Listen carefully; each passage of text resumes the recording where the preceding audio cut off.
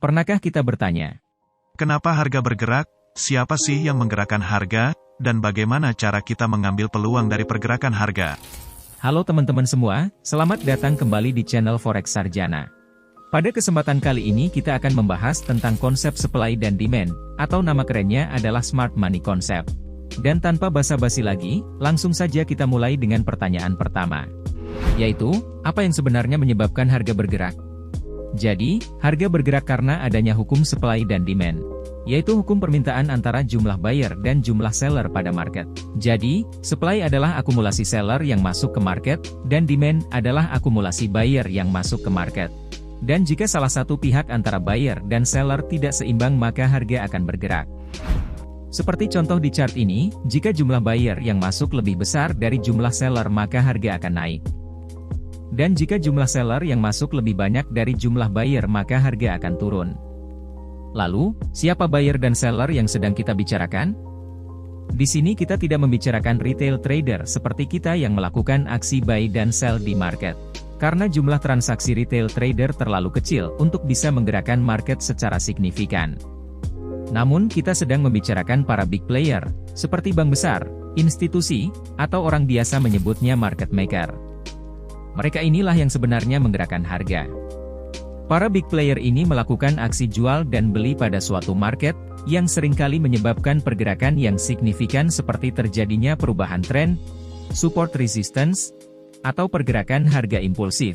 Dan dikarenakan transaksi mereka sangat besar di market, transaksi mereka menyebabkan ketidakseimbangan pada harga, atau kita biasa menyebutnya imbalan.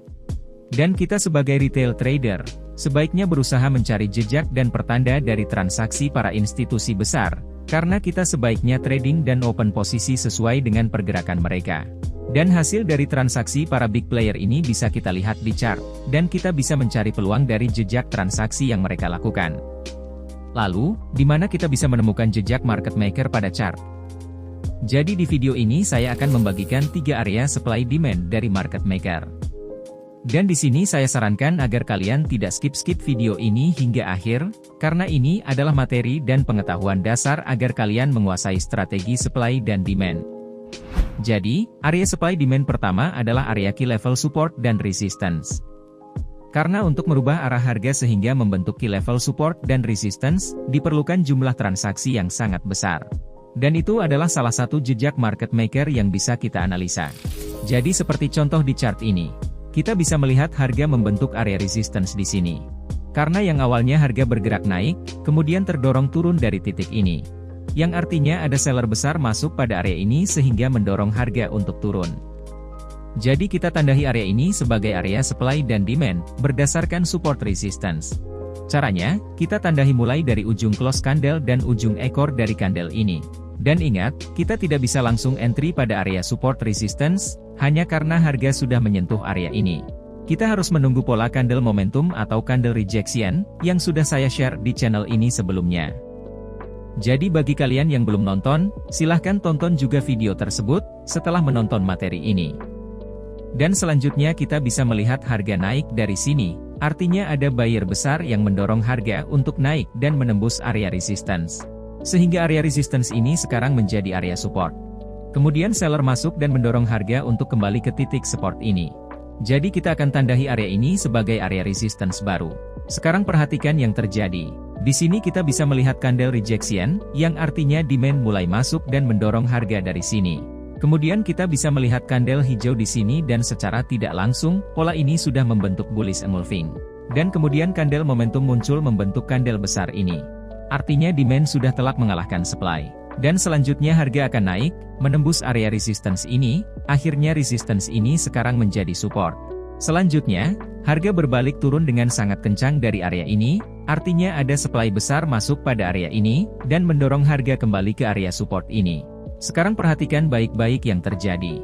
Pada area ini harga membentuk pola shrinking candle, yang artinya seller sudah mulai melemah dan demand mulai masuk, kemudian candle hijau terbentuk dan menjadi candle ini menjadi bullish engulfing.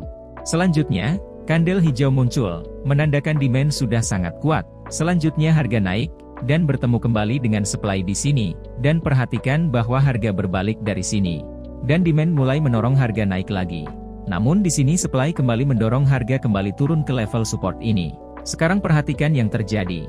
Di sini demand kembali masuk dan seller juga terus masuk sehingga terjadi candle dengan ekor panjang-panjang di area ini, menunjukkan demand dan supply sedang adu kekuatan.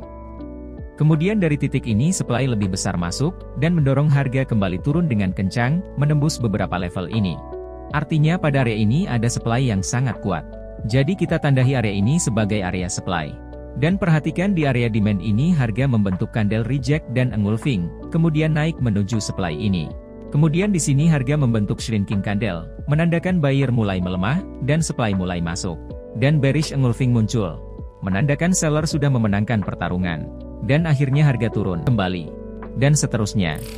Selanjutnya adalah kita akan membahas area supply dan demand berdasarkan area base. Mungkin di sini teman-teman sudah pernah mendengar tentang pola rally base rally, dan drop base drop. Di mana yang awalnya harga naik, kemudian sideways, dan kembali naik dengan kencang, dan membentuk rally base rally. Dan saat harga turun, kemudian sideways, dan kembali turun dengan kencang, di sini kita menemukan drop base drop. Namun di sini saya tidak menggunakan area rally base drop dan drop base rally, karena saya akan menggantinya dengan area order block. Jadi syarat agar RBR dan DBD valid dan memiliki high probability adalah, pertama, adanya imbalan setelah terjadi base. Kedua, dibarengi dengan terjadinya break of structure, atau terjadinya low baru atau high yang baru. Lalu, apa itu break of structure dan imbalan? Jadi izinkan saya jelaskan pada chart ini. Untuk mencari area RBR dan DBD, yang pertama, kalian akan mencari area imbalan pada chart ini. Lalu, bagaimana cara kita melihat imbalan? Untuk melihat area imbalan adalah dengan cara melihat candle yang pergerakannya sangat kencang, dan jika kalian perhatikan, antara ekor dari candle pertama tidak bersentuhan dengan ekor dari candle ketiga. Dan inilah yang dimaksud area imbalan, yang mengartikan bahwa demand masuk dengan sangat besar, sehingga seller sama sekali tidak bisa membendung kekuatan dari demand, mengakibatkan harga lompat dan membentuk area imbalan dari candle ini. Seperti contoh di sini, kita bisa melihat harga bergerak naik dari level ini, kemudian harga terjadi sideways dan membentuk area base. Menandakan seller mulai masuk pada area ini dan menghentikan harga dari demand sebelumnya. Kemudian demand yang lebih besar kembali masuk, sehingga harga membentuk dua area imbalan sekaligus. Artinya, dari poin ini demand sangat kuat. Saking kuatnya, demand ini mendorong harga hingga break dan menembus structure harga di sini. Dan ini yang disebut break of structure. Jadi, mari kita rangkum apa yang kita miliki di sini. Pertama, harga menunjukkan structure uptrend, yang ditunjukkan dari higher high, higher low, kemudian break structure, sehingga membuat higher high baru. Kemudian kita melihat rally base rally yang disusul area imbalan. Jadi kita bisa memasang buy limit pada area ini, dan stop loss sedikit di bawah area demand. Untuk TP kita bisa meletakkannya di 75% dari titik tertinggi sebelum harga kembali ke area demand. Atau kalian bisa menggunakan RR 1:1,5 atau 1:2 dan sebagainya. Dan trade ini berakhir dengan profit. Kemudian di sini kita bisa melihat harga kembali terjadi break of structure. Dan pada area ini kita bisa melihat dua rally base rally yang juga diikuti area imbalan. Kemudian kita bisa melihat harga juga memantul dari area ini. Untuk drop base drop adalah kebalikannya. Seperti contoh di sini, harga membuat structure downtrend, di mana harga membuat lower high, lower low, lower high, lower low. Jadi kita bisa melihat harga membuat break of structure di sini. Kemudian pada area ini kita bisa melihat harga membuat pola drop base drop, di mana seller mendorong harga dari sini, kemudian buyer masuk dan mencoba mendorong harga kembali naik. Namun supply yang lebih besar masuk sehingga menyebabkan pergerakan besar ini, juga membuat area imbalan pada area ini. Jadi kita akan menandai candle hijau ini sebagai candle base, karena supply besar mulai masuk dari area base ini. Jadi kita akan entry sell limit pada DBD ini. Untuk stop loss kita letakkan sedikit di atas area base ini. Kemudian target profit adalah 75% jarak dari titik terendah, sebelum harga berbalik menuju area DBD. Dan transaksi ini berakhir profit. Kemudian area supply dan demand yang ketiga, adalah order block. Dan ini adalah salah satu favorit saya. Jadi order block adalah candle berlawanan sebelum terjadinya harga impulsif. Jadi, untuk area demand adalah, jika harga bergerak naik maka demand order block adalah candle bearish terakhir sebelum terjadi kenaikan. Begitu juga sebaliknya. Untuk supply adalah, jika harga bergerak turun maka supply order block adalah bullish candle terakhir sebelum terjadinya penurunan. Dan syarat agar satu candle dikatakan area order block yang kuat adalah: pertama, order block harus menciptakan area imbalan. Dan kedua, harga juga harus membuat break of structure. Seperti contoh pada chart ini. Di sini kita melihat harga uptrend yang ditunjukkan oleh EMA 200. Maka kita hanya akan mencari area bearish order block atau area demand di sini. Jadi, pertama yang kita lakukan adalah mencari area imbalan. Seperti contoh di sini, kita bisa melihat area imbalan, disertai break of structure. Dan sebelum terjadi imbalan, kita bisa melihat candle bearish terakhir sebelum imbalan dan break of structure. Jadi candle ini adalah candle demand order block. Dan karena kita berada di uptrend maka kita hanya akan mencari order block demand. Kemudian, kita bisa melihat demand order block lain, di mana harga membuat imbalan dan break of structure. Maka ini adalah area order block. Dan perhatikan yang terjadi, harga memantul pada area ini menandakan adanya demand pada order block ini. Di sini kita juga melihat imbalan, break of structure, dan di bawahnya ada candle order block. Kemudian di sini juga ada imbalan, break of structure, dan di bawahnya adalah candle order block. Begitu juga dengan candle bearish ini. Dan perhatikan bahwa harga selalu mencoba berbalik arah dari order block ini. Jadi, biar saya jelaskan apa yang sebenarnya terjadi pada area ini, dan kenapa harga memantul dari area ini. Jadi di bawah ini buyer atau demand melakukan pembelian yang cukup besar sehingga harga mulai bergerak naik. Namun pada titik ini seller masuk dan mencoba mendorong harga, sehingga tercipta candle bearish ini.